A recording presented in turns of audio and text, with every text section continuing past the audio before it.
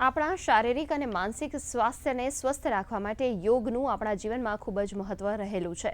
ત્યારે આવો આજે જાણીએ શરીરના સાંધાઓની સ્થિતિસ્થાપકતા યોગના માધ્યમથી ફરી કેવી રીતે મેળવી શકાય છે।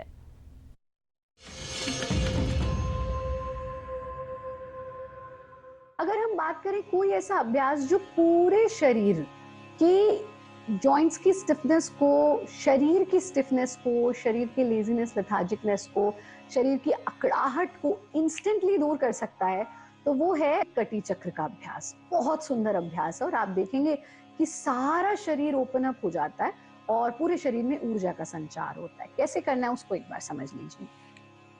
इसके लिए हम अपने कमर के बल लेट जाते हैं और सबसे पहले जो हम करेंगे वो है स्ट्रेचिंग।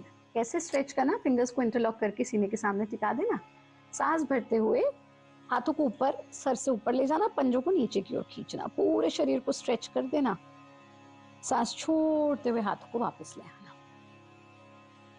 फिर से सांस भरते हुए पूरे शरीर को खींचना, पंजे नीचे की ओर खींचे हुए, हथेलियां ऊपर की ओर, सांस छोड़ते हुए हाथों को वापस ले। इस प्रक्रिया को आप 3 बार तक दोहरा सकते हैं, फिर पूरे शरीर को ढीला छोड़ें।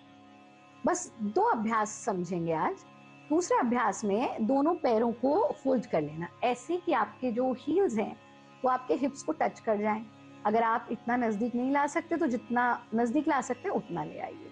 फिंगर्स को इंटरलॉक करके अपने सर के नीचे टिका देना। एड़ियां तो जमीन से छुएंगी ही छुएंगी, दोनों के दोनों एल्बोज यानी कोहनियां भी जमीन से टच रहेंगी। दोनों घुटने एक दूसरे के साथ मिले रहेंगे, पंजे, एड़ी दोनों पैरों के एक दूसरे के साथ मिले रहेंगे। सांस भरते हुए पैरों को बाईं तरफ ले जाना, गर्दन को दाईं तरफ। आप देख रहे हैं इस वक्त भी हमारा पैर ऐसे आगे पीछे या ऐसे नहीं हो रहा है, एक दूसरे के ऊपर टिका हुआ। इसका हमें ध्यान रखना है। सांस छोड़ते हुए वापस आ जाएं।